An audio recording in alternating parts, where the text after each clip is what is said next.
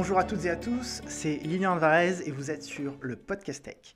Aujourd'hui, dans le podcast, je reçois Hubert Grégoire, CTO de SMAG Agriculture. Ce podcast est absolument incroyable. On va parler de plein de sujets et Hubert va me raconter plein d'anecdotes. Notamment la fois où il a gagné un contrat qui avait été mis en place, un appel d'offres fait par le ministère de l'Intérieur. Et à l'époque, il était dans une boîte que de 4 personnes et il a réussi à gagner ce contrat-là, alors qu'il était face à des géants comme Capgemini. Et il va nous raconter comment il a fait. Il va aussi me raconter comment est-ce que, au sein d'une société éditrice de logiciels, il doit gérer les demandes des clients. Sachant que chaque client va parfois avoir ses spécificités, ses petites demandes, et lui, son objectif, c'est d'homogénéiser ses demandes pour éviter d'avoir une usine à gaz au niveau de son produit. Il va me raconter aussi une anecdote de comment est-ce qu'il fait pour recruter des profils tech, et notamment des petites erreurs qu'il glisse parfois au sein des fiches de poste pour tester la curiosité des gens qu'il recrute. Avant de commencer ce podcast, je voulais aussi vous parler de ma formation pour freelance. Alors je sais ce que vous dites, encore une formation en ligne, Lilian, il veut aller à Bali et vivre sous les tropiques. Alors non, pas du tout. Ce n'est pas seulement une formation en ligne, il y a tout un aspect accompagnement dans ma formation. Donc c'est une formation qui s'adresse aux freelances. Donc il y a plusieurs cours vidéo, certes, des superbes vidéos où je parle de tous les concepts du freelancing, mais aussi de toutes les problématiques que vous allez rencontrer, tant sur l'aspect légal que sur l'aspect prospection, trouver des clients, formaliser son offre, négociation et gestion de votre carrière de manière plus générale. Cette formation, donc, elle est accompagnée de vidéos, de fiches récapitulatives, mais aussi de 10 sessions de 30 minutes avec moi, en visioconférence, en individuel, où moi je vais vous accompagner et je vais essayer de vous aider au mieux à réussir votre carrière de freelance. Je suis aussi en train de développer un Slack communautaire avec tous les participants de la formation, où l'idée c'est de créer une communauté d'entraide, mais aussi d'apporteurs d'affaires. Parce qu'aujourd'hui, chaque freelance, on nous propose des missions, mais on n'est pas capable de répondre à toutes ces missions, parce que parfois ce n'est pas notre spécialité, ou parce que tout simplement on est déjà pris. Donc l'idée c'est de créer un réseau d'apporteurs d'affaires où chacun peut apporter une mission et être rémunéré via une commission. La formation contient aussi un bonus sur l'immobilier. Et elle est bien entendu garantie, satisfait ou remboursée pendant 30 jours. Voilà. Donc je vous invite, même si vous avez quelques doutes, à regarder la page internet lilianalvarez.com/formation. Je raconte une petite anecdote, je vous ai mis dans la page du programme quelques petites histoires en vidéo des aventures qui a pu m'arriver lors d'entretiens de vente avec des clients. Vous allez voir, vous allez vous marrer. Donc n'hésitez pas à aller voir après le podcast. C'est sur lilianalvarez.com/formation. Encore une fois, lilianalvarez.com/formation. Retour au podcast. Bonjour à tous. Aujourd'hui, je reçois Hubert Grégoire. Il est le CTO de SMAG Agriculture. SMAG Agriculture, c'est une société d'édition de logiciels dans le secteur agricole. Bonjour Hubert. Bonjour Lilian. Dis-moi, est-ce que tu peux te présenter et nous en dire un petit peu plus sur l'activité de SMAG aujourd'hui? Oui, tout à fait. Donc, effectivement, SMAG, c'est un éditeur de logiciels qui est basé à Montpellier et principalement à Châlons, en Champagne et Reims. Et notre cœur de métier, c'est, comme tu l'as dit, l'agriculture, avec deux grandes lignes de produits. Une ligne plutôt destinée aux agriculteurs, c'est-à-dire c'est un FMS, Farm Management System, qui s'appelle Farmer, avec son pendant pour les techniciens agricoles experts. Et une deuxième ligne de produits qui s'appelle Agréo. C'est un ERP pour les agro-industriels qui permet de gérer du champ à l'usine tout ce qui est le suivi des récoltes. Et maintenant, nous développons pas mal la partie semences, le développement des graines et tout ça pour les agro-industriels aussi. Et nous développons aussi une activité traçabilité, là, qui est un troisième pan, qui relie un petit peu les deux. C'est pour répondre à l'attente des consommateurs aujourd'hui d'avoir des infos sur ce qu'ils mangent. et d'où ça vient. Et donc, on a une acquisition en cours là dans ce secteur-là, et ça sera un troisième volet de SMAG qui fait le lien entre les deux autres. Et donc SMAG fait partie d'un groupe qui s'appelle InVivo. InVivo, c'est une union des coopératives agricoles qui regroupe à peu près 300 000 agriculteurs. Nous, pour l'instant, nous avons 30 000 à peu près clients agriculteurs. Donc il y a un potentiel dans ce groupe-là. Et au sein d'InVivo, où c'est très vaste, c'est 5000 personnes, on est dans la division agriculture, qui s'appelle notamment la division Bioline. Voilà, vous connaissez certainement InVivo, dans la rue, vous avez croisé des gammes verts, des Jardiland, c'est la partie retail, jardinerie d'InVivo.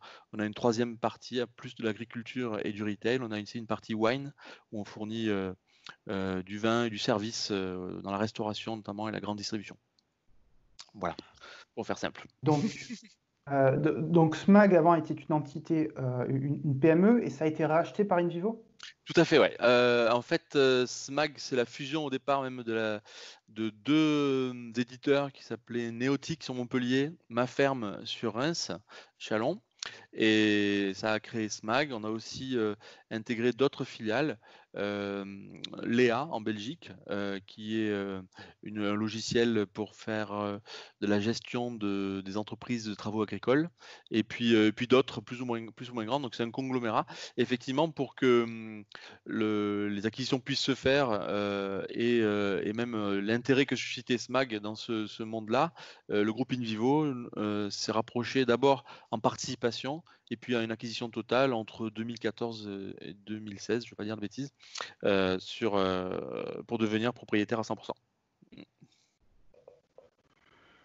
Voilà. D'accord. Et est-ce que tu peux nous parler de toi, ton travail aujourd'hui chez SMAG, en quoi ça consiste? Je suis arrivé il y a à peu près 18 mois maintenant en tant que CTO, donc c'est Chef Technology Officer, c'est-à-dire responsable un petit peu de tout ce qui est la partie technique de chez un éditeur. Donc ça va des développements, de l'hébergement et de l'IT aussi interne. Donc je suis membre du CODIR et rapporte à la direction un petit peu l'état de la situation, insuffle aussi aux équipes les souhaits de la direction. On est en mode agile, alors les équipes sont assez autonomes. Tout le monde peut participer aux décisions et gère un petit peu sa barque, son équipe, mais il faut coordonner tout ça. Je ne vous cache pas qu'il y a beaucoup de travail parce que des équipes distantes, et puis des produits très différents. Donc une de mes missions, c'est d'homogénéiser un petit peu ça, parce que quand il y a eu des acquisitions, les entreprises ont continué de travailler un petit peu comme elles faisaient avant, et l'idée, c'est d'avoir un petit peu une façon de faire un SMAG avec aussi le passage à des révolutions un petit peu qui n'existaient pas en 2000 quand ces deux entreprises sont nées. On est en 2020 aujourd'hui, il y a tout ce qui est cloud et approche SaaS qui est venu petit à petit, mais là il faut accélérer un petit peu parce qu'il commence à y avoir un petit peu de concurrence, et on est bien en phase, on est hébergé sur quasi à 99% maintenant sur le cloud, et il y a toutes les pratiques DevOps qui sont à déployer aussi, donc je me suis entouré de nouveaux arrivants aussi pour déployer ça dans chacune des équipes. Donc je dirais c'est du management, mais je m'appuie sur des middle managers et des choix techniques plutôt long terme, parce que on a de l'exploit à faire, il y a des choses qui tournent et on ne peut pas changer tout du jour au lendemain. Donc c'est plutôt donner une vision, une ligne de vue, puis être aussi l'ambassadeur, le représentant auprès du CODIR et à l'extérieur, comme aujourd'hui ou dans des conférences. Je représente SMAG aussi techniquement. Voilà. Comment est-ce que tu fais pour gérer une situation où tu vas avoir des équipes qui, lorsque tu arrives, faisaient chacun un petit peu de leur côté, et donc tu vas devoir faire ce travail, comme tu disais, d'homogénéisation. D'un autre côté, tu vas avoir des problématiques budget, et d'un autre, une vision technique. Comment est-ce que tu allies toutes ces branches qui doivent se regrouper pour arriver à créer une vision et une homogénéisation des process, etc.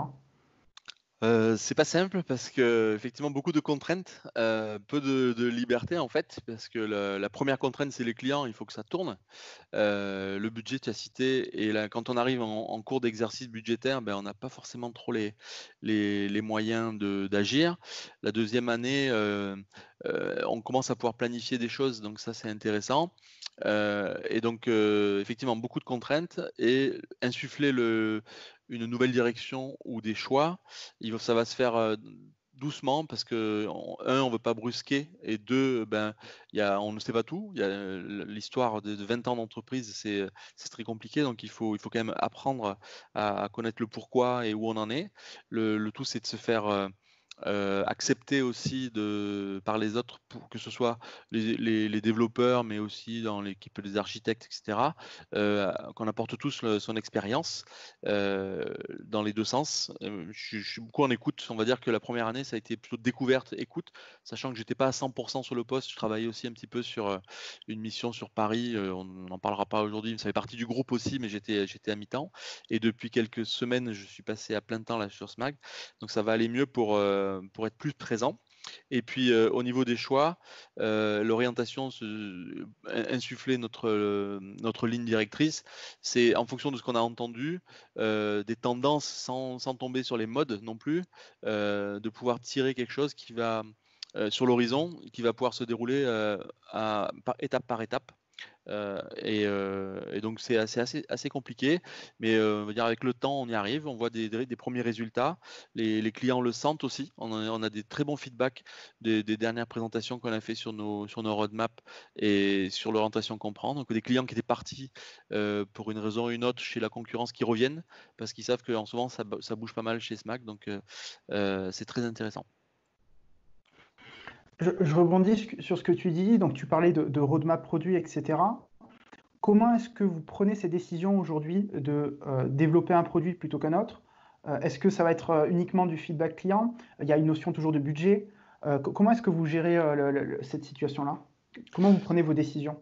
Alors moi je m'occupe de la partie tech. On a à mon même niveau, il y a un CPO, un Chief Product Officer, qui est un des cofondateurs de SMAC, qui connaît bien mieux que moi le secteur agricole, donc et qui a participé à la création de l'agtech, tous les éditeurs comme nous qui travaillons en agriculture, donc et qui insuffle plutôt les directions, là on va dire fonctionnelles au niveau des produits. Moi je suis plutôt sur la partie technique.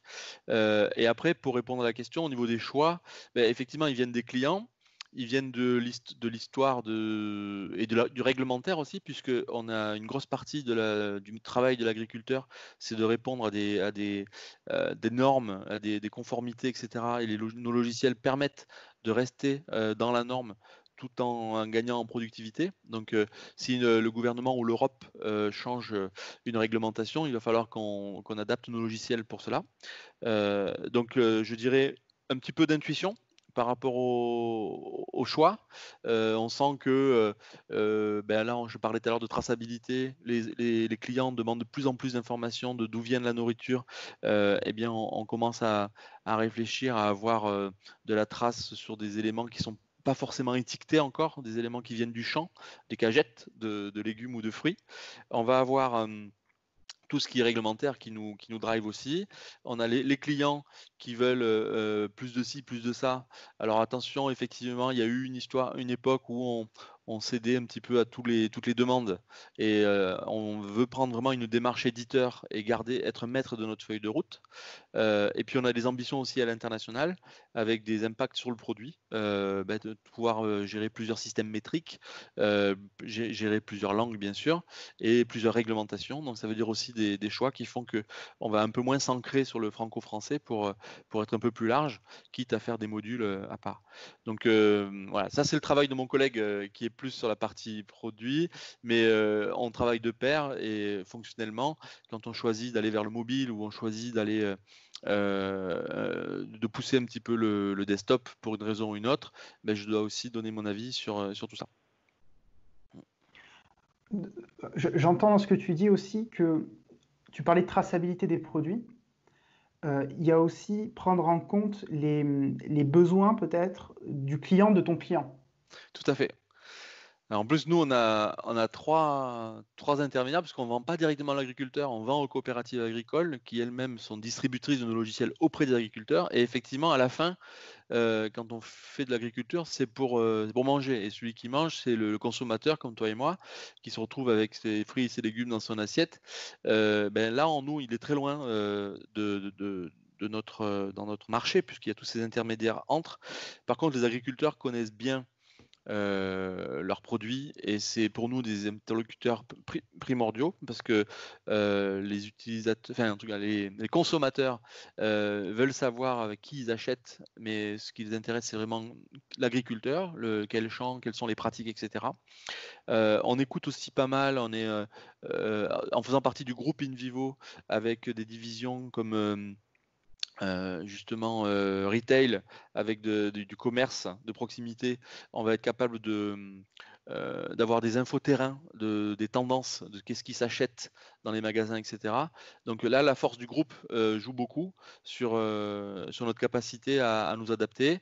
Et puis, on a aussi dans ce groupe une division, on va dire, tout ce qui est veille concurrentielle et sur le secteur de l'agriculture. On a un poids certain au niveau français et dans le monde pour surveiller un petit peu on a des yeux et des oreilles un peu partout dans le monde, des startups qui apparaissent d'un côté ou de l'autre, des bonnes idées.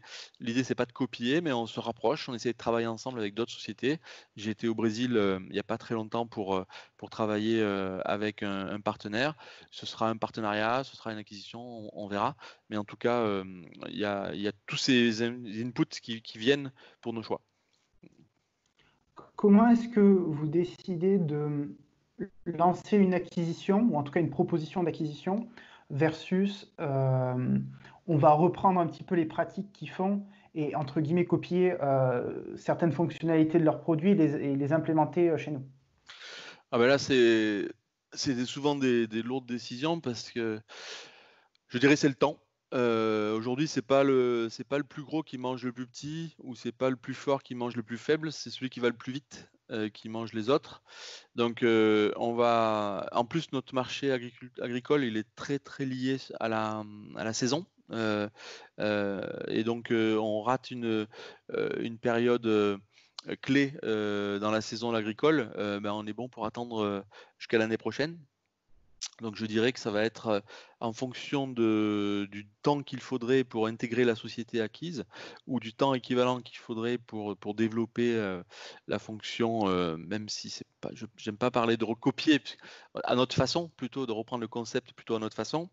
Et donc le choix sera fait en fonction est-ce que c'est une bonne opportunité pour gagner une saison par exemple, et face à de la concurrence, ou la maturité aussi de cet acteur est-ce qu'on peut intégrer facilement ce qui a été développé? Est-ce que c'est mature? Est-ce que c'est robuste? Ou est-ce qu'on pense pouvoir faire mieux sans aucune prétention?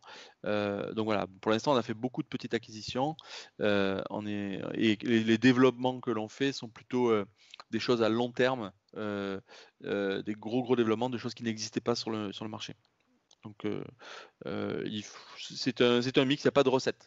C'est vraiment peser le pour, le contre, avec comme clé le temps. Ok. Dans une société de service, en règle générale, la notion de rentabilité, elle est relativement facile à calculer. Que ce soit une agence ou une SS2I, on a un consultant qui va nous coûter X euros par jour. Pour qu'il soit rentable, il faut qu'on le vende à tant d'euros par jour pendant un certain nombre de jours par an. Comment est-ce que vous parvenez à résoudre cette équation chez SMAG, dans les éditeurs de logiciels? Quelle est la forme que ça prend, ce genre de calcul? Ben, ces choix-là, ces arbitrages, effectivement, ils sont un peu plus complexes que simplement penser jour-homme.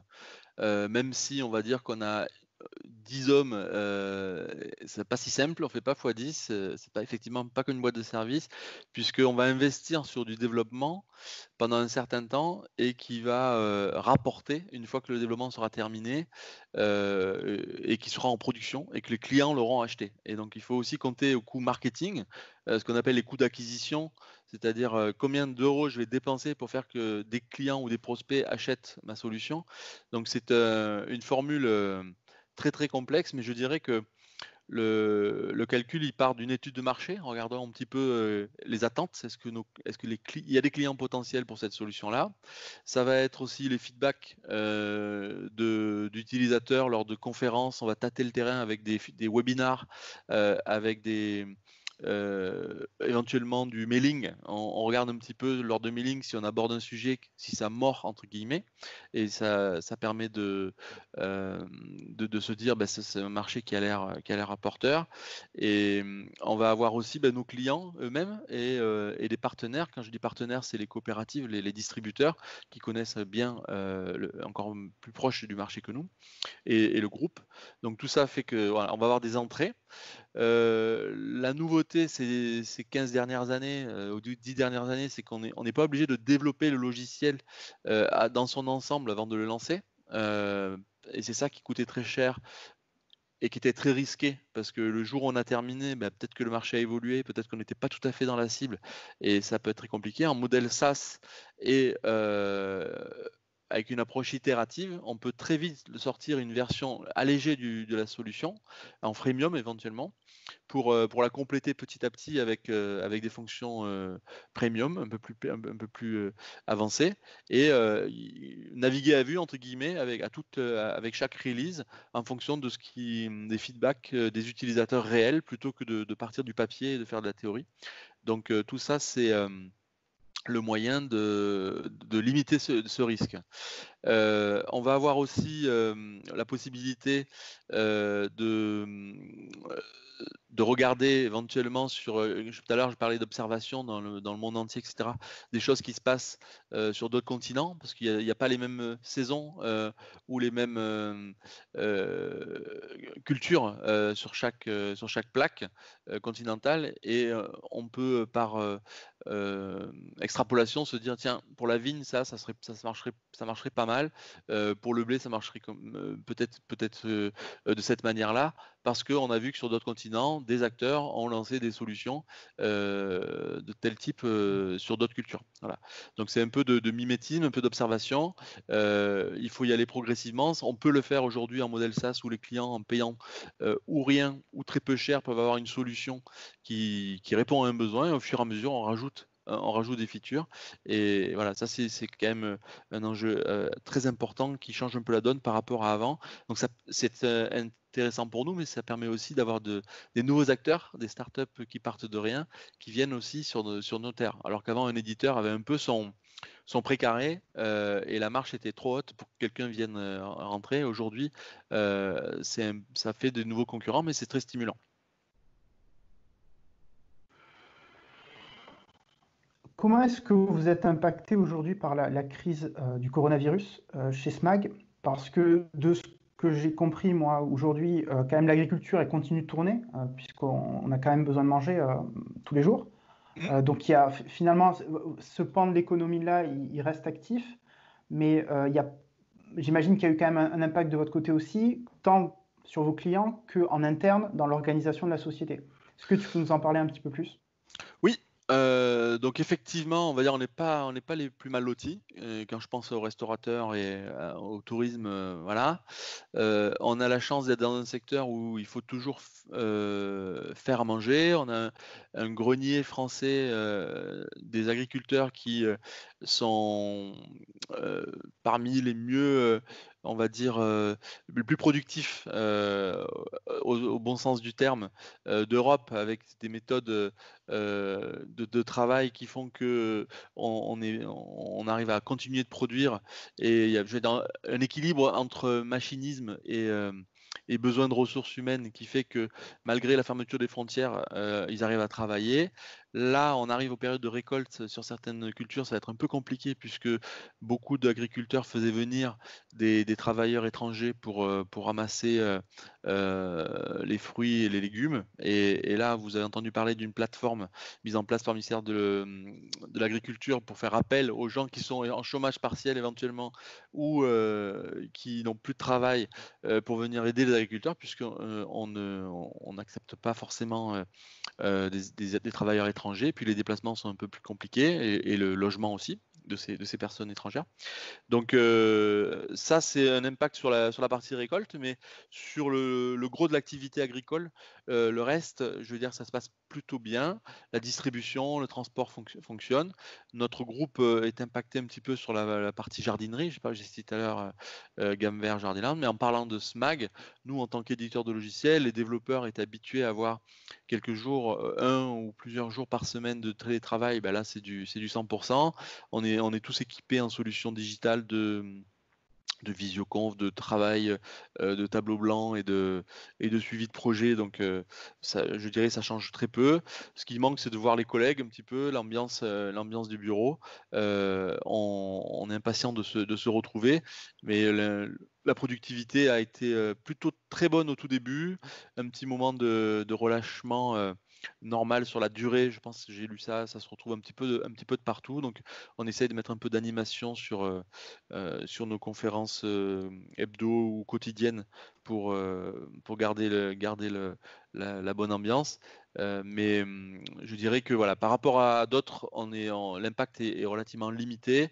C'est plus au niveau de l'organisation où il faut faire beaucoup plus de points un à un avec les collaborateurs pour vérifier que tout va bien, etc.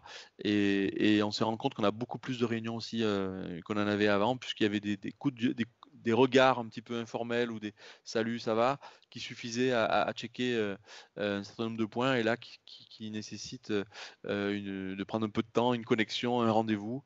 Et donc, on peut passer des journées entières en tant que manager derrière son écran à faire des conférences et un peu moins de temps pour travailler sur les sujets de fond dont je parlais tout à l'heure, de modernisation, tout ça. C'est un peu plus compliqué. Mais bon, on espère que ça va pas durer trop longtemps. Et SMAG, au niveau commerce, par contre, on arrive encore à signer pas mal d'affaires. Les clients, donc directement ceux à qui on vend, sont plutôt bien organisés, capables aussi de faire des choses à distance qu'ils ne faisaient pas avant. Ça se passe plutôt bien. On va pas dire c'est comme si s'est rien passé, mais on a dû perdre certainement un petit peu, mais on a pu quand même faire des affaires. Sur la durée, on va voir comment ça se passe, parce que là, ça commence à être un petit peu long. Mais je dirais que par rapport à d'autres, je me répète, on n'est pas les plus mal lotis. Est-ce que tu penses que cette crise va changer des choses en termes d'organisation au sein de SMAG? Alors, on voulait attendre un petit peu au niveau du CODIR avant de décider des choses comme ça, donc je vais parler plutôt Mhm. à mon nom plutôt que parce que Oui, oui, si les bien collaborateurs sûr. entendent, ils vont croire qu'il y a peut-être des annonces. Je pense oui, mais plus large, de façon plus large, que l'économie va changer un petit peu. On voit que les focus des gens se reconcentrent un petit peu sur les choses essentielles.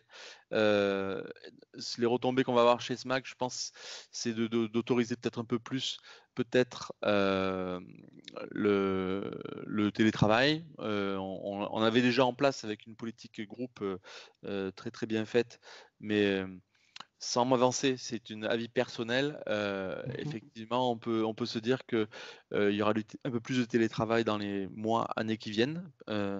C'est un fait parce que ce virus, on n'a pas encore, on n'a pas encore réglé le problème. Voilà. Et puis au niveau des collaborateurs, je dirais que ça a permis de donner pas mal d'autonomie aussi à certains ou on s'en rendait pas compte, ou même eux se laissaient peut-être un peu porter par l'entreprise ou par les collègues. Là, en mode tout seul chez moi, on est un peu obligé d'être complètement autonome et on voit ressortir des bonnes choses. Donc, un impact qui pourrait être fait une conséquence de ça, c'est que peut-être des personnes vont sortir un petit peu du lot après cette période de confinement. Il y aura peut-être des choses qui vont bouger. Euh, voilà, au niveau, je pense, je peux pas, j'ai pas réfléchi trop au niveau SMAG, mais personnellement, je pense que Mhm. effectivement, le monde du travail au sens large et encore plus l'IT et la tech dans lequel on travaille vont tirer plutôt des conséquences positives de tout ça. Ça va accélérer un phénomène qui était déjà présent, le travail à la maison, des plages horaires un peu différentes, plus de tolérance, s'occuper un peu plus des enfants que ce qu'on le faisait avant où c'était un peu métro boulot dodo. Euh, donc, on a la chance de pouvoir travailler avec des outils modernes, et c'était déjà le cas avant. C'est pas ça qui nous a forcé, et ça va accélérer le phénomène qui était déjà bien avancé chez nous. Pour info, nous, quelques semaines avant, quelques jours même, ou une semaine avant la demande du confinement par le gouvernement, on avait préparé, anticipé, on disait aux gens, n'oubliez pas de prendre vos laptops le soir, n'oubliez pas même ceux qui n'avaient pas des laptops mais des Mac mini ou des machines un peu plus lourdes, on disait, quand vous rentrez le soir, c'est un peu plus compliqué, pensez à la prendre parce que peut-être demain on ne viendra pas. Et on a bien vu parce que ça a été annoncé un dimanche pour un lundi, de mémoire, et un samedi pour un lundi, et donc ça s'est plutôt bien passé. On a laissé une permanence au bureau pour ceux qui avaient ou une souris ou un problème d'écran, etc. On a demandé aux gens le vendredi d'ailleurs de partir avec leur écran secondaire, les développeurs. Et du coup, on a limité les allers-retours, et ça a été vraiment sur 200 personnes, enfin 150 personnes, il y en a peut-être une dizaine qui ont dû repasser au bureau, quoi. Voilà, pour des détails. Donc sur l'avenir, ouais, ça va plutôt être bénéfique, je pense, et une accélération de la digitalisation du travail. Voilà, je pense pas que ce soit un scoop, hein, tout le monde l'a senti. Par contre, ceux qui étaient restés un peu au crayon au papier, dans certains métiers, je pense pas du tout chez nous, ça va être un peu compliqué de vivre au rythme du monde actuel, puisque tout est beaucoup plus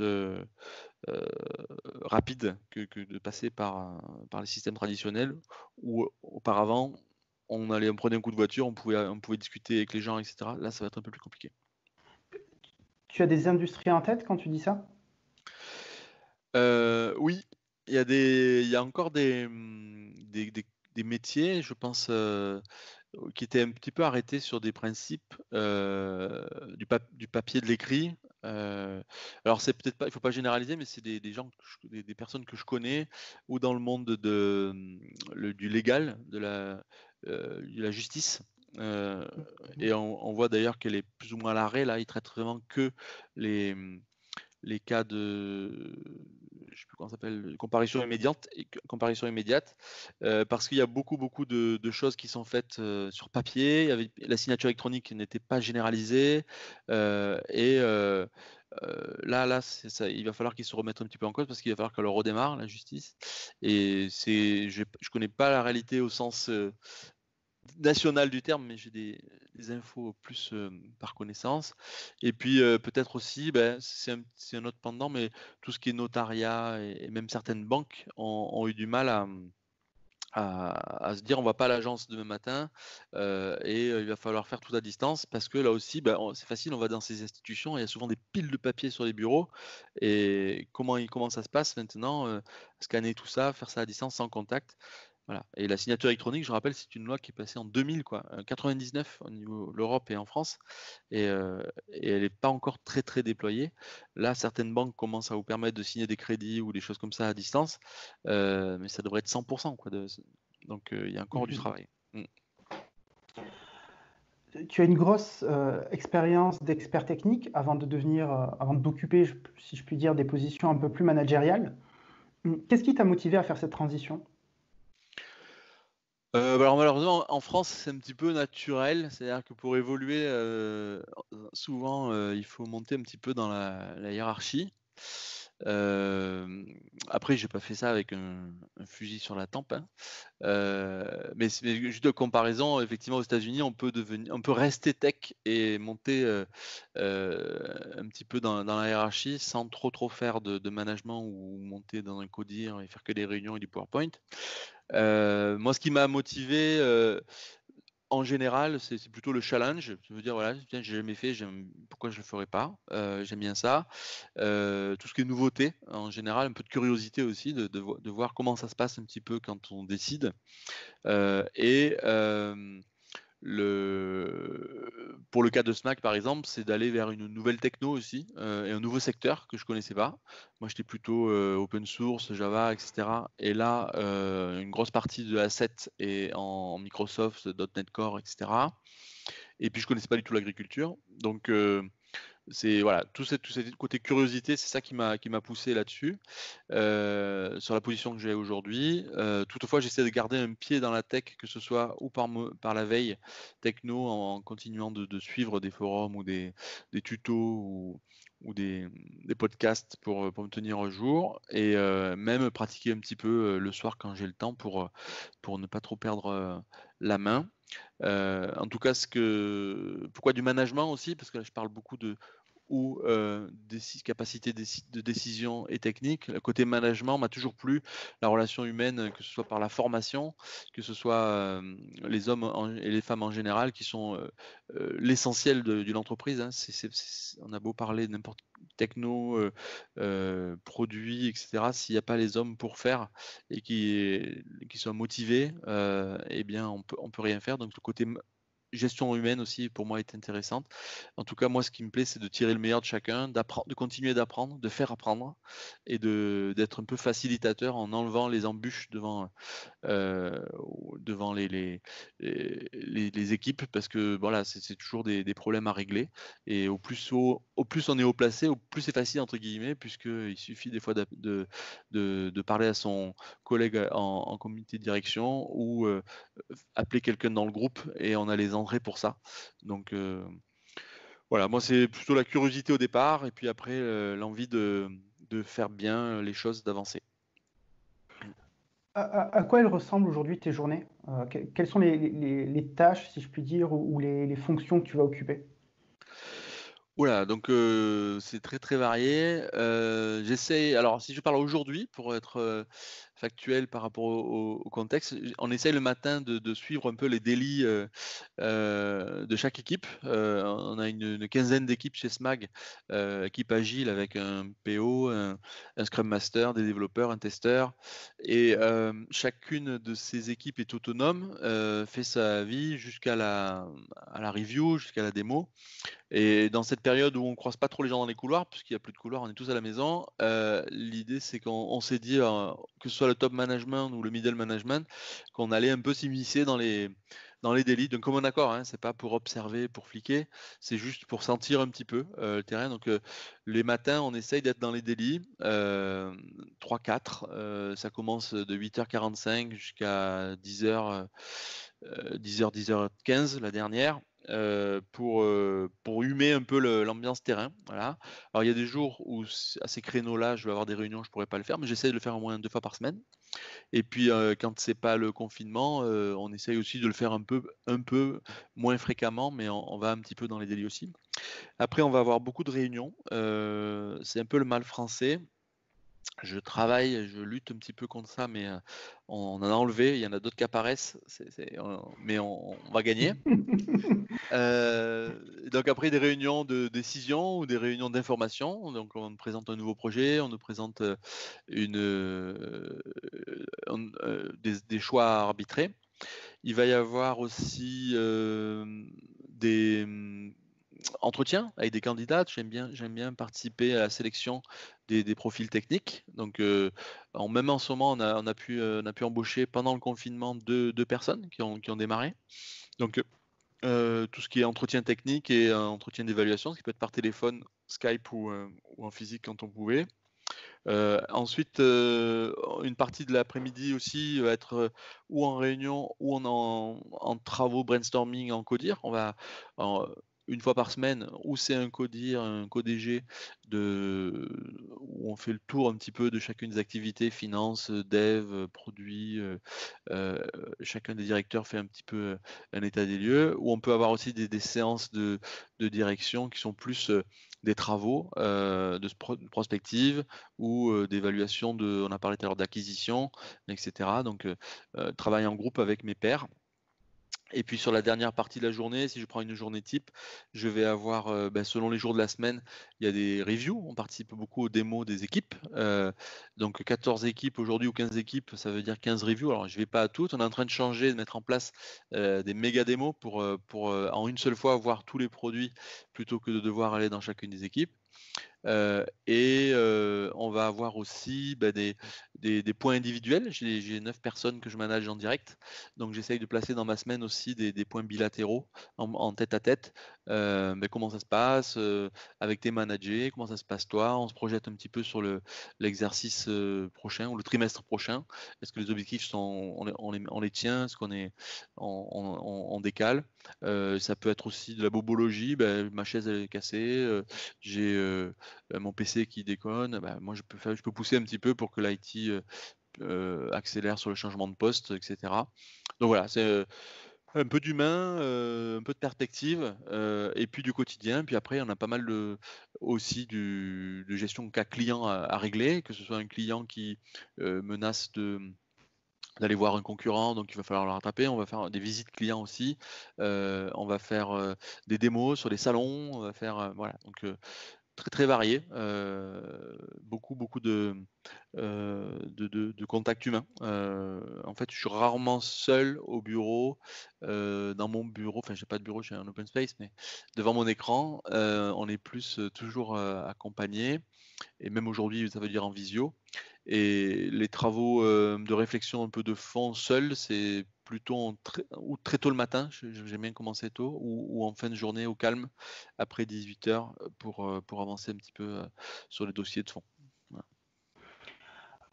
Tu disais parfois, et voilà, il y a un client qui menace de partir. Comment est-ce qu'on fait pour attraper un client? Déjà, il faut qu'on ait le service qui tourne bien. Donc, on revisse un petit peu les écrous pour vérifier qu'on n'ait pas quelque chose qui soit passé entre les trous de la raquette au niveau monitoring, etc. Après, historiquement, on a revu tous les contrats parce qu'il y avait des vieux contrats qui étaient endémiques, qui n'avaient pas été renouvelés, etc., avec des tarifs d'une autre époque et pas du tout en phase avec les coûts d'aujourd'hui, etc. Donc il y a aussi toute cette histoire-là.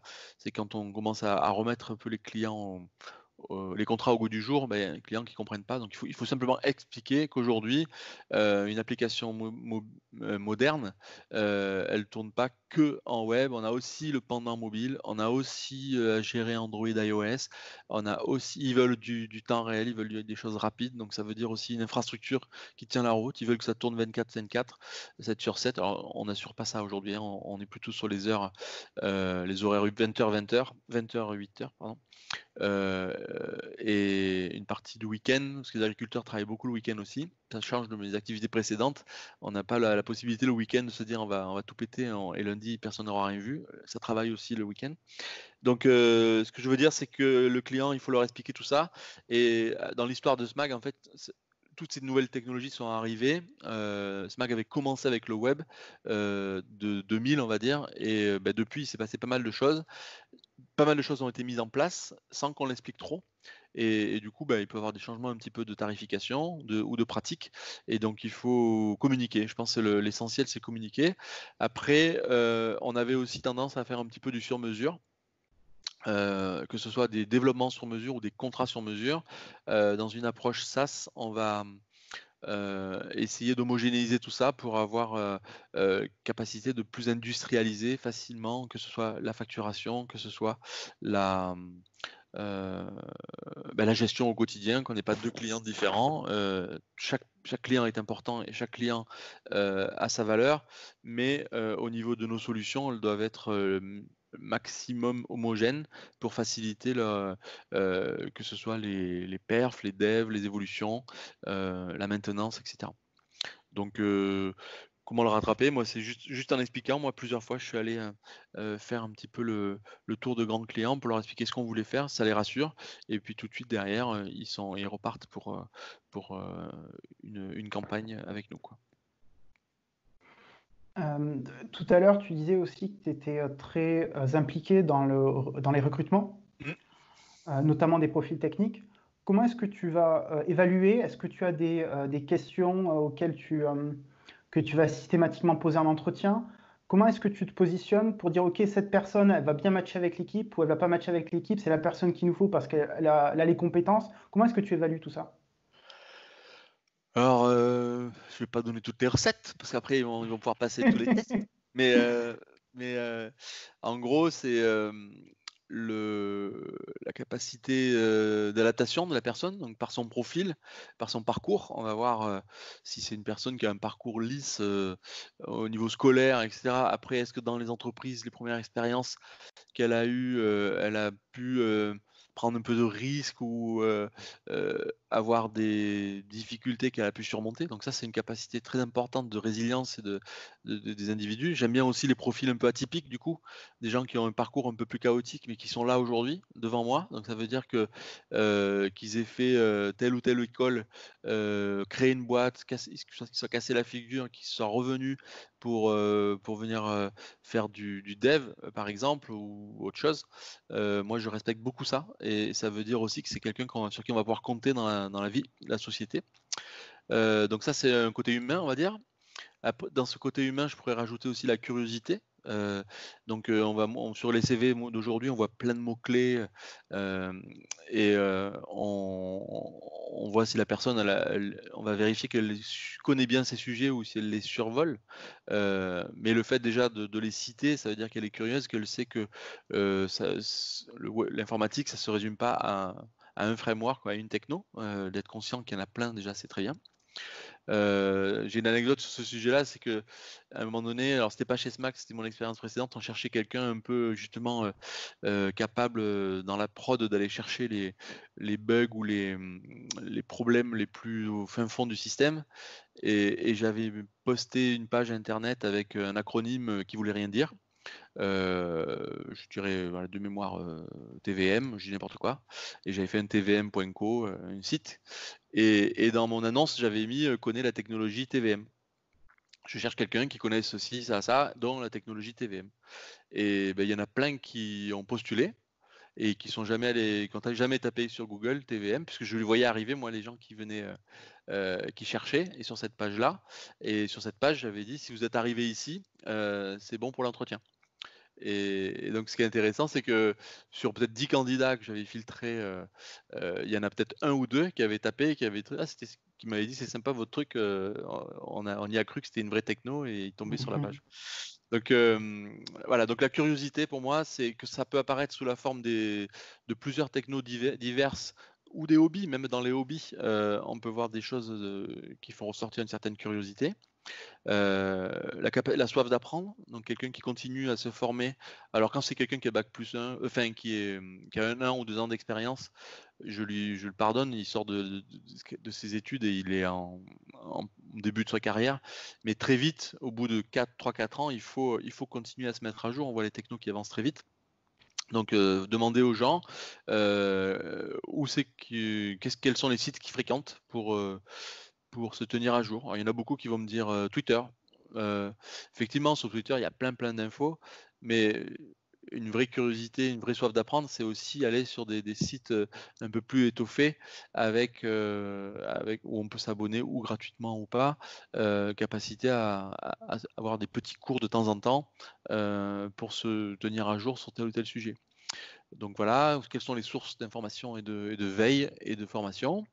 Et puis après, au niveau matching avec les équipes, très important, ben là, c'est justement un point où il faut, en entretien, essayer de connaître un petit peu le savoir-être là. Est-ce que la personne est plutôt joyeuse, plutôt bout en train ou plutôt réservée? C'est pas du tout pénalisant, mais est-ce que ça va matcher avec l'équipe? Donc là, c'est subtil, hein, c'est là que c'est intéressant de les avoir en face à face et de passer un petit moment ensemble. J'aime bien faire des déjeuners. J'avais plusieurs personnes avec qui j'ai proposé un déjeuner avant que on signe finalement le contrat. Ça permet de voir la personne sous un autre angle, un peu dans un cadre différent d'un bureau d'entretien. Voilà. Mais rien de particulier. Sur certains profils, on fait des tests techniques. On a un petit framework de test. On a aussi passé un accord avec un outil d'évaluation technique aussi qu'on mettra en place bientôt. Donc ça permet de se rassurer en général quand on a un petit doute. Ça permet de se dire au moins sur ce point-là ça va. Et les autres, il y a beaucoup de parties qui sont un petit peu subjectives, quoi. quelle est la plus grosse difficulté, qu'elle soit technique ou pas d'ailleurs, que tu as rencontrée, au cours de ta carrière et comment est-ce que tu l'as surmontée? Au cours de ma carrière, oh là, j'étais focalisé un petit peu sur les derniers mois. On peut parler du SMAC si tu préfères. Ouais, non, non, non, je réfléchis. Comme ça, je vais citer plutôt une autre, chez SMAG, tu es bien au courant parce qu'on avait pu travailler ensemble. Le, Oui. un des challenges l'année dernière, c'était en février 2019, un grand salon relatif à l'agriculture, où on avait un gros stand et le souhait de présenter une offre complète web et mobile. Et on était plutôt en avance sur la partie Android et sur iOS, un peu confiant. Mais moi, quand je suis arrivé, je me suis dit, on va nous manquer un petit peu des ressources et des compétences sur iOS parce qu'on développe en natif. Et, euh, et donc, j'ai, en mode un petit peu warrior, recrutement rapide et démarrage rapide, on a essayé de monter une petite équipe iOS, sachant qu'il fallait que ce soit externalisé pour aller vite, mais en même temps qu'on prenne la compétence en interne pour, en tant qu'éditeur, maîtriser notre solution. Donc, j'ai fait appel à 2 freelances fantastiques, dont un qui est en face de moi. Et, et donc, il a boosté l'équipe dans tous les sens du terme, technique et aussi motivation, etc., avec transfert de compétences. Et on a été au rendez-vous. Et je retire mon chapeau à tout le monde là-dessus parce que le challenge était pas évident et on a pu avoir une application, notamment sur Android le jour J. L'équipe a pu sortir l'appli juste avant le salon et ça a fonctionné. Donc ça, c'était sur ma courte expérience SMAG, le plus gros challenge, le truc réussi dont je suis fier. Des challenges, il y en a plein tous les jours aussi. Et dans ma carrière, de façon un peu plus large, un des plus gros challenges, c'était une expérience que j'avais avec le ministère de l'Intérieur qui remettait en jeu son système d'immatriculation. Vous savez qu'en 2007, on a changé de plaque d'immatriculation et en fait, on partait d'un système informatique un petit peu désuet avec du bull, bull GECOS et beaucoup de systèmes mainframe qui passaient leur temps à s'échanger des fichiers plats pour remonter les immatriculations des préfectures. Et c'était très très compliqué. Ça venait de très haut. Le ministère de l'Intérieur avait dit il faut moderniser tout ça. On va avoir une base de données SQL et un système d'immatriculation quasiment temps réel. Un garagiste qui immatricule une voiture, il faut qu'il ait la réponse tout de suite, alors qu'on avait plutôt une habitude à 48 heures ou quoi. Et donc, le, le challenge, c'était d'arriver à faire ça, sachant qu'en face de nous, c'était un appel d'offres qui était mené par le ministère et les constructeurs automobiles français. Et on avait des gros éditeurs, de CGI, des Accenture, des Capgemini et des grosses boîtes de services. Et nous, on était une petite boîte sur Paris. On m'avait fait monter pour ça.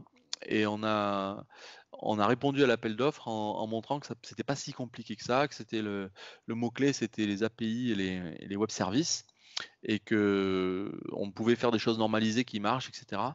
Et à ce moment-là, on était une boîte de 4 ou 5, avec moi qui venait d'arriver, et on a eu le projet, on est passé à une boîte de 20, et on a travaillé pendant quelques années pour eux. Et c'est toujours en marche, puisque tous les constructeurs automobiles passent par cette plateforme pour l'envoyer vers le ministère de l'Intérieur. Et c'est une super fierté parce on a fait ça à 3, un architecte, un développeur et un chef de projet. Et puis on a staffé petit à petit. Et du développement développé en 2006-2007, qui marche encore en 2020, plutôt, et qui gère la prod, la perf et la montée en charge, etc. J'en connais pas beaucoup fait par une petite équipe comme ça. Après, il y a les gros éditeurs classiques. Et je suis super fier de ça et je passe un bonjour à tous mes anciens collègues. On avait fait pas mal de choses avec déjà des files d'attente, des queues, etc. Qui fait que tous les garagistes le soir, quand ils envoient leur immatriculation, ils avaient la réponse dans la minute. Et puis si vraiment il y avait beaucoup d'immatriculations ce jour-là, ils avaient la réponse en 5 minutes au lieu de 2 ou d'une. Mais c'était jamais perdu et ça fonctionnait tout le temps. Et déjà, c'était pas le cloud, mais c'était déjà très, très élastique. Donc voilà, c'est un super, super challenge. J'ai passé 8 ans dans cette société et j'en ai de très bons souvenirs. Comment est-ce que ça se passe, les appels d'offres, quand c'est le ministère de l'Intérieur qui les fait? Et j'imagine qu'il y a une notion de confidentialité, il y a une notion de budget aussi. Comment ça s'articule tout ça? Ça prend quelle forme en termes des contrats que tu vas pouvoir avoir entre ta société et le ministère de l'Intérieur? Alors là, on avait un intermédiaire qui était le comité français des constructeurs automobiles et nous, on était prestataires pour eux. Mais je connais bien les appels d'offres puisque mon expérience précédente, c'était un éditeur de logiciels de gestion d'appels d'offres. Et donc, comment ça se passe? Que ce soit une collectivité ou un ministère, il va établir un cahier des charges. C'est vraiment ça qu'on appelle l'appel d'offres, avec des clauses techniques et des clauses plutôt sur clauses techniques, c'est-à-dire qu'est-ce qu'on attend dans la réponse de l'appel d'offres, et après des clauses plutôt sur quel type d'entreprise est capable de répondre à l'appel d'offres, c'est-à-dire il faut qu'il y ait un certain chiffre d'affaires, un nombre d'employés, que les employés soient plutôt en France, que la société ait des bilans positifs depuis 4 ou 5 ans, voilà, un certain nombre de critères qui vont être fixés aussi. Donc plutôt des critères, on va dire, administratifs et plutôt des critères techniques.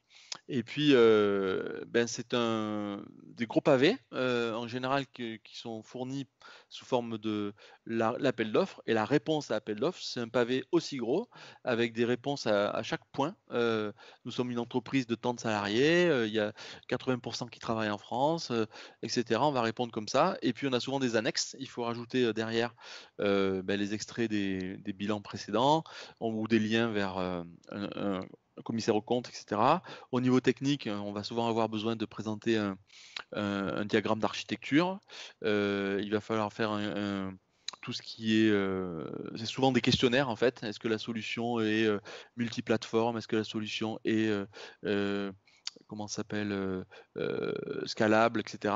Et puis souvent, donc, la première phase, c'est répondre par dossier, par papier. Il y a une analyse des premiers candidats, et puis dans une deuxième phase, il va y avoir des entretiens, une audition en face à face. Donc là, on est reçu, je l'ai vécu ça chez mon ancien éditeur.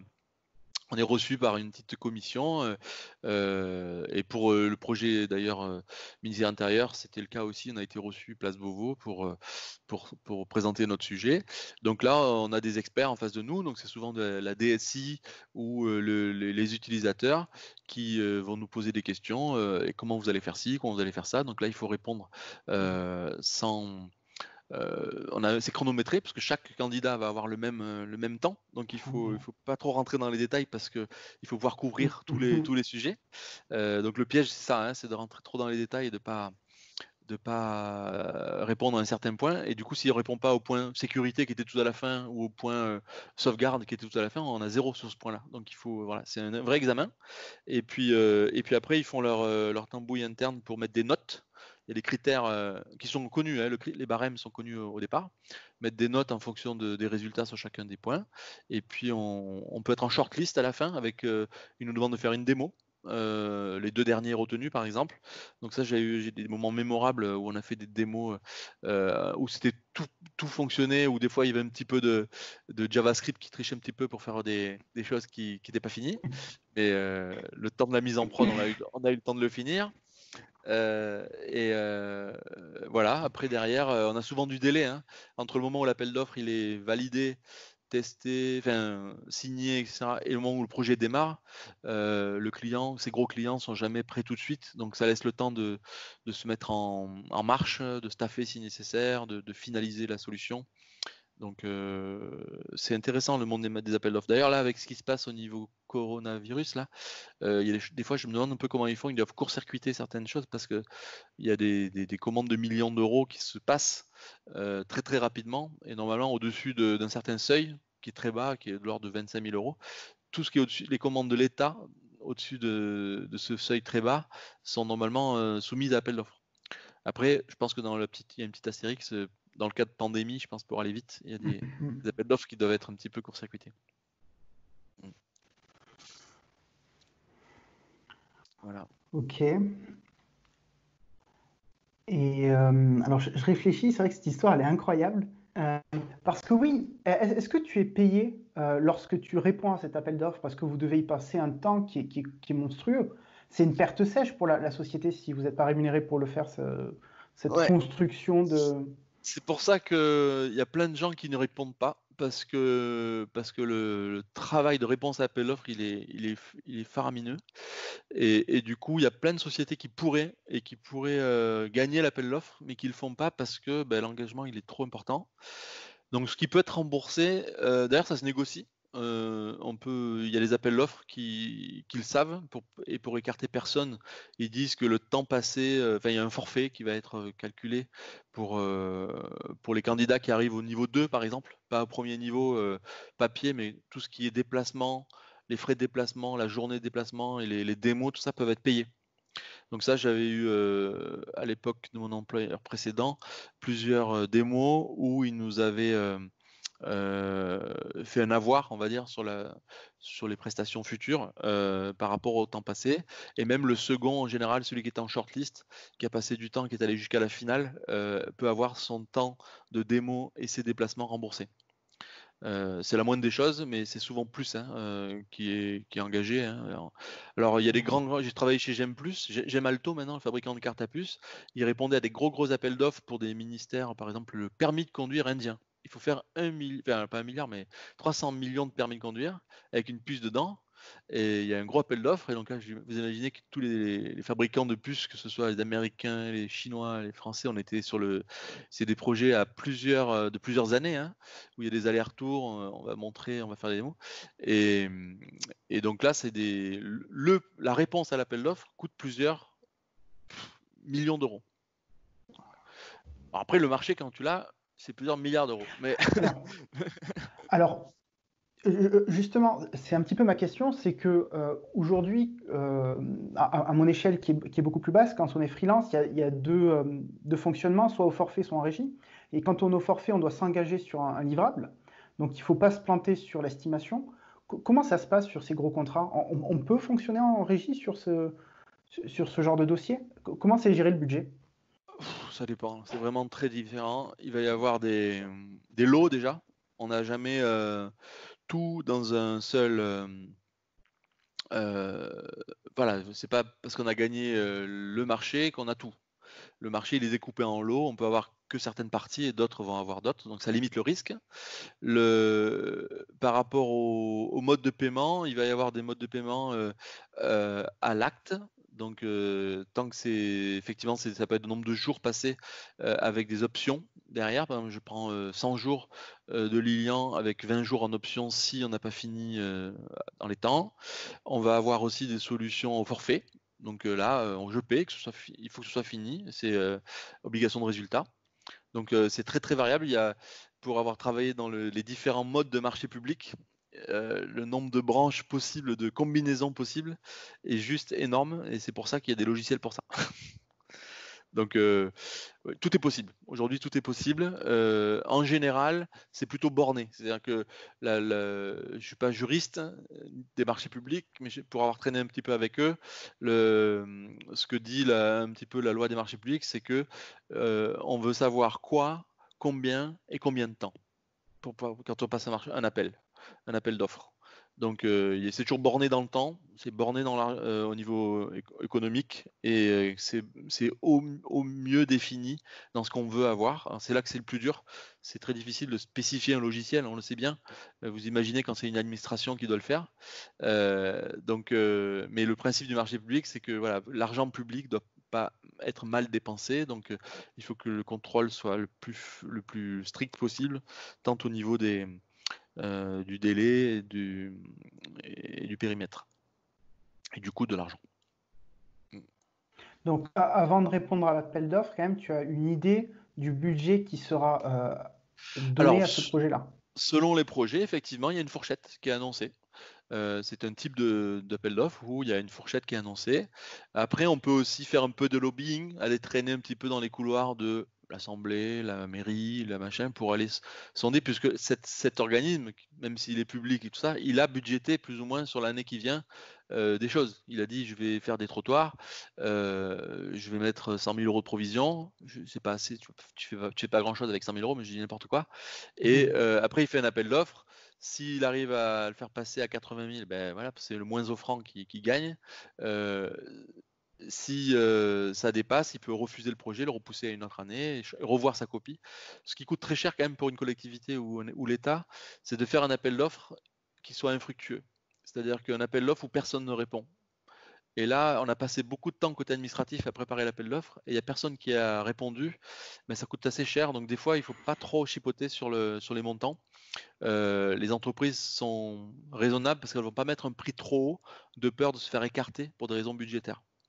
Donc le mécanisme, c'est pas des enchères, au contraire, ça s'autorégule justement par la raison, tout simplement. On va mettre des prix corrects. D'accord.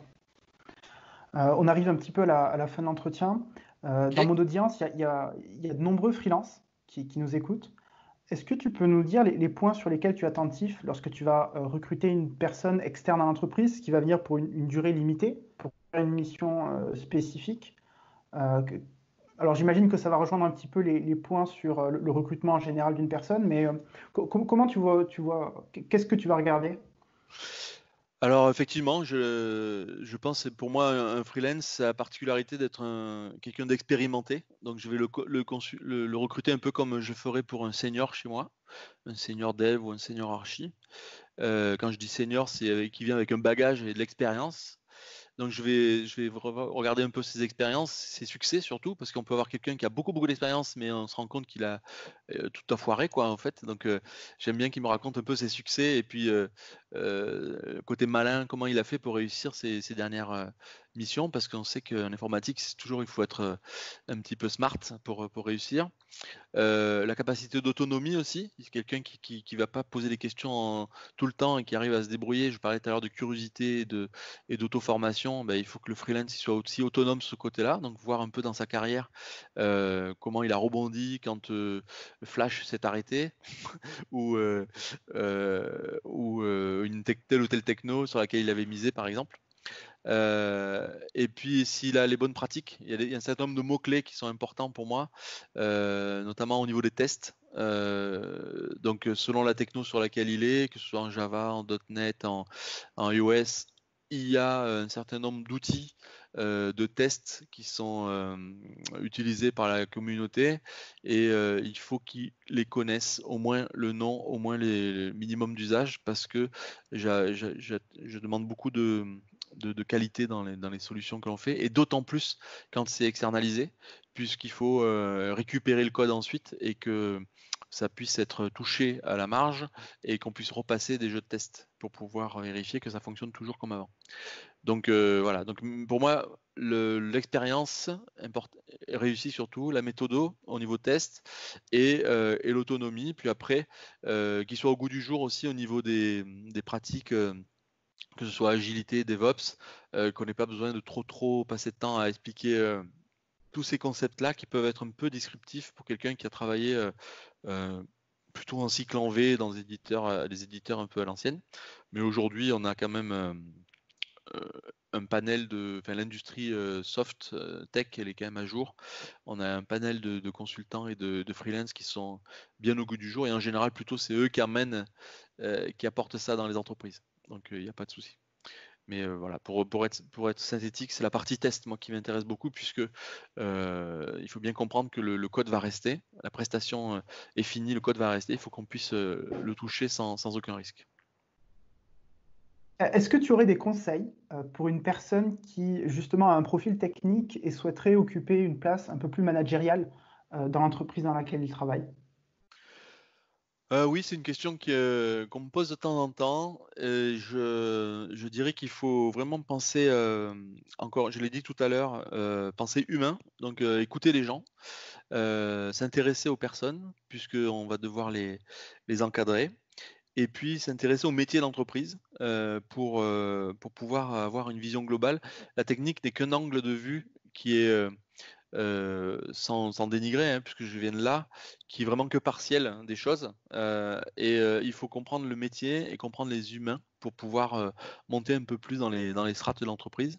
Et puis ne pas lâcher la technique parce qu'elle va vite dans nos métiers. Et donc c'est un savant mélange de ce que je viens de dire et tout en gardant un peu le pied dans la technique pour pas décrocher par rapport aux équipes. Voilà, puis garder de la bonne humeur et de l'optimisme parce qu'on a beaucoup de quand on arrive à ces postes-là, on nous parle souvent des problèmes, moins des choses qui se passent bien et donc il faut plutôt être, résistant sur ce côté-là et optimiste que prendre les problèmes, tels qu'ils sont, un à un. Voilà, c'est le seul conseil que je donnerais. Justement, s'il y avait un des collaborateurs, un de tes collaborateurs chez SMAC qui viendrait taper à ta porte et qui te dirait que voilà, il souhaiterait évoluer vers des positions managériales, qu'est-ce que tu vas regarder chez cette personne pour te dire, OK, il faudrait que tu progresses sur ça, sur ça, sur ça, ou justement, non, tu es prête, vas-y, on peut regarder quelle position tu pourrais occuper dans la société. Mais on va regarder l'image que cette personne donne autour d'elle, donc comment un peu il est vu par les autres collaborateurs et puis par moi en direct. Donc je vais avoir quelqu'un qui rayonne, qui est aidant, qui va écouter les gens aussi. Donc il faut à la fois être pas trop discret et être capable d'écouter et éponger les douleurs ou les messages des autres. Il faut au niveau de son métier, il réussisse aussi. On est plutôt sur la réussite. Alors, si c'est quelqu'un qui vient de la tech ou du test ou quoi, ben, qui soit plutôt dans la réussite, capable de partager aussi, parce qu'il faut être capable de transmettre le savoir. Donc, moi, je vais regarder tout ça. Et si il manque des points, on a toujours les formations qui sont disponibles. On a un cursus aussi au sein du groupe pour la partie métier, si c'est la partie métier qui pêche, de formation sur l'agro et l'agriculture, sur l'agronomie et l'agriculture. Il y a même un cursus MBA. On a un petit MBA en interne en partenariat avec l'ESSEC, je crois, où certains cadres peuvent suivre ça pour monter un petit peu dans les strates. Donc voilà, on est outillé avec la RH pour aider, pour accompagner les gens. Et il va falloir regarder d'où on part, faire un bilan et puis améliorer ça. C'est vraiment le rôle des entretiens annuels, ça. Se donner un peu de perspective, regarder ce qui pêche et voir ce qu'on peut améliorer ensemble, quoi. Et puis la personne aussi, on a mis en place des systèmes d'abonnement à des MOOC où elle peut s'auto-former sur certains sujets et revenir avec une certification. Tiens, j'ai pu faire ça. Et ça lui met des points mécaniquement sur ce sujet-là. S'il y a des gens qui nous écoutent et qui veulent prendre contact avec toi, ou même est-ce qu'aujourd'hui vous recrutez SMAG, ou peut-être même des agriculteurs, ça m'étonnerait qui vont tomber sur le podcast et qui souhaitent en savoir plus sur SMAG, où est-ce qu'ils doivent aller? Alors le site de SMAG, c'est smag.tech, smag.tech, avec capacité à prendre contact, etc. Et puis moi, c'est H Grégoire, H comme Hubert, tout collé, Grégoire, H Grégoire, @smag.tech ou H Grégoire tout court sur Twitter. Je suis aussi en message perso disponible. Voilà. Donc nombre d'agriculteurs, ils vont pas directement acheter chez SMAG, ils se rapprochent plus de leur coopérative, mais on les accueillera, on les réorientera volontiers. Et puis oui, on recrute, on a quelques postes ouverts avant le confinement qui était ouvert. Ceux qui étaient déjà en route, ils ont été staffés, ça y est, c'est arrivé. On va faire on n'est pas sorti encore de cette histoire de coronavirus, on fera le bilan à la fin, on verra un petit peu comment ça se passe. Mais en tout cas, le groupe est à moyen terme, il y aura toujours des besoins, donc ne pas hésiter à postuler. Il y a des offres en ligne et même comment on appelle ça, des postes, des candidatures spontanées. On étudie tous les bons profils. Prouvez-moi que ma maman et la NSA ne sont pas les seuls à écouter cet épisode. Abonnez-vous, mettez un énorme pouce bleu et notez le podcast, ça nous aide vraiment beaucoup. Merci.